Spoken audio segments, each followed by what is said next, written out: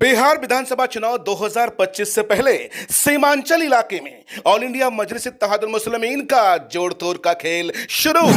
सीमांचल के कद्दावर नेता मुर्शिद आलम को बनाया पार्टी का सदस्य। प्रदेश अध्यक्ष अख्तरुल ईमान ने कहा, ये अभी झांकी है, पूरा खेल बाकी है।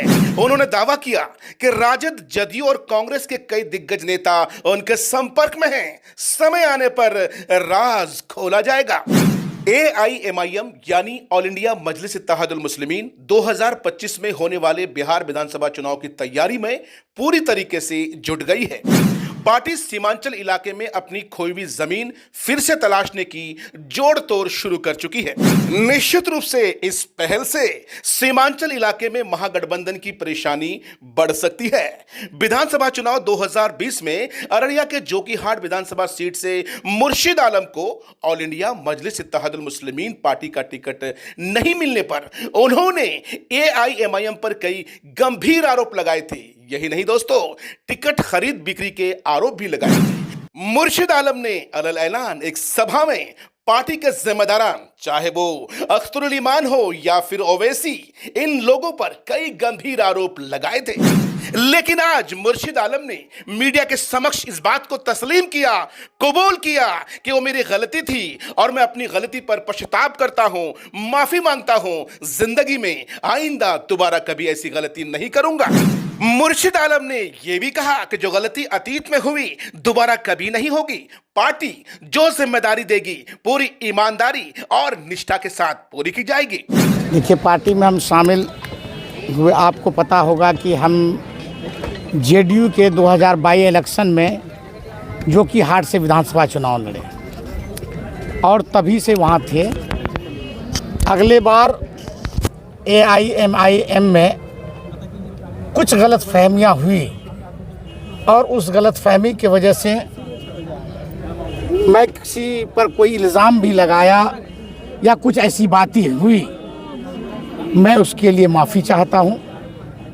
रही बात मेरे 2020 में चुनाव नहीं लड़ने के कारण, जो भी हमसे गुस्ताखी हुई उसके बावजूद हमने जो MIM का कैंडिडेट शाहनवाज आलम था उसको मैंने जिताने का काम किया। मेरा मकसद था कि मजलिस मजबूत हो। भले आज हमको टिकट नहीं मिली है, कल मिलेगा। और एक पत्रकार बंधु हमारे अभी बता रहे थे कई महीने से हम पार्लियामेंट चुनाव के बाद विधानसभा की तैयारी कर रहे हैं और हर जगह जा रहे हैं, अपनी बात रख रहे हैं। और अपनी बात में मैं ये रखा हूँ कि हो सकता है कि आज हमको मीम चुनाव लड़ाएगी तो हम चुनाव लड़ेंगे। रही बात की बैरिस्टर असदुद्दीन ओवैसी साहब और अख्तरुल ईमान साहब विधायक अमोर, कई जो इसका मजलिस में बयान है और मुल्की सतह पर बैरिस्टर साहब का जो कारनामे हैं उससे मुतासिर होकर मैं पूरी तरह आज MIM का, मजलिस इत्तेहादुल मुस्लिमीन का हम सदस्यता ग्रहण करते हैं, रुकनियत लेते हैं। और आज के बाद पार्टी का जो मेरे लिए हुक्म होगा वो हुक्म मेरा सर आंखों पर होगा।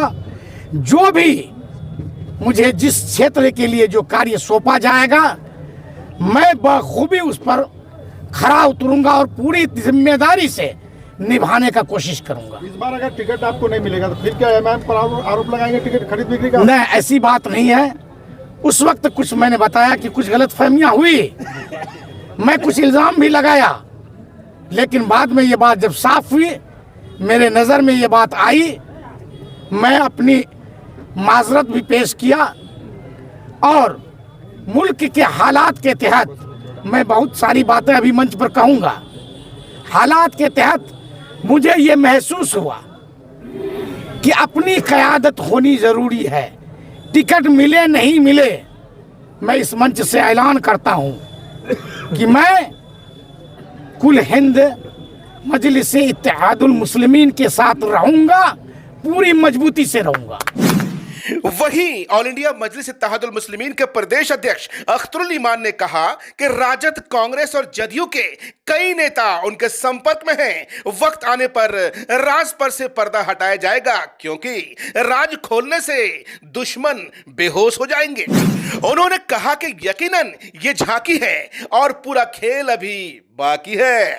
सीएम नीतीश कुमार के दिसंबर माह में होने वाले बिहार यात्रा पर अख्तरुल ईमान ने कहा कि मुख्यमंत्री जी सीमांचल का यात्रा नहीं करके उस यात्रा पर जो खर्चा आएगा उस पैसे से सीमांचल के गरीब लोगों के लिए एक अस्पताल खुलवा दीजिए, गरीबों के बच्चों के लिए स्कूल और पुल का निर्माण करवा दीजिए। सीमांचल पर यह आपका बड़ा उपकार होगा। पार्टी के वो हमारे स्टेट सेक्रेटरी हैं नसीम साहब ने कहा, अभी तो ये झांकी है, सारा खेल अभी बाकी है। मुर्शिद साहब एक मजबूत लीडर हैं, और यही नहीं बल्कि सीमांचल में इनको कद्र की नज़र से देखा जाता है। मुर्शिद साहब ने आज पार्टी की प्राथमिक सदस्यता कबूल की है, हम उसका इस्तेमाल करते हैं और हम ये समझते हैं कि पार्टी में उनके शामिल होने से सीमांचल में और पूरे बिहार में एमआईएम की लड़ाई और मजबूत होगी।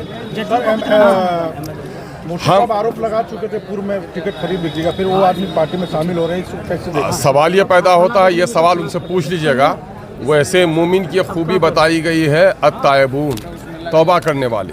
अगर जो गलती करके अड़ के रहे उसका नाम इबलीस है, और जो गलती करने के बाद झुक जाए उसका नाम आदमी है। इसलिए उसने आदमियत का सबूत दिया है।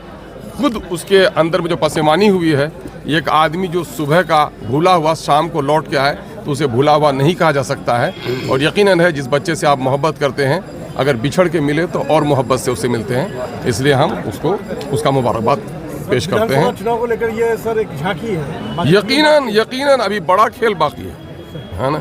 ये झांकी देखकर अभी तो हम लोग ये कर रहे हैं कि दुश्मन कहीं बेहोश ना हो जाए, इसलिए धीरे धीरे जरा सा उसको, है ना। एमआईएम गुलामों की जमात नहीं है, एमआईएम आज़ाद लोगों की जमात है। लेकिन हाँ, इस जमात में लोगों को तहजीब, अपने लीडर और अपने इमाम के हुक्म की पैरवी और अपने फ़र्ज़ के निभाव करने की जिम्मेदारी शुरू दिन से पार्टी देती है। पार्टी कहती है कि हमको ला औलाद रह जाए बेहतर है, लेकिन हमको नाफरमान और बदतमीज़ औलाद नहीं चाहिए। हम लोग पार्टी में लोगों को शामिल करते जा रहे हैं।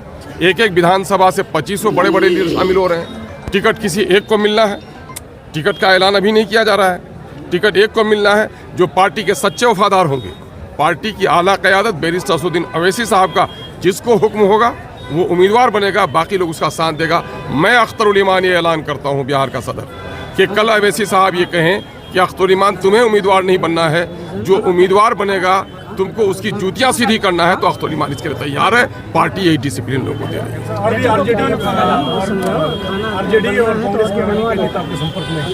नहीं, मैं कह रहा हूँ कि दर्जन भर लोग नेता संपर्क में हैं और लोगों को मायूसी हुई है।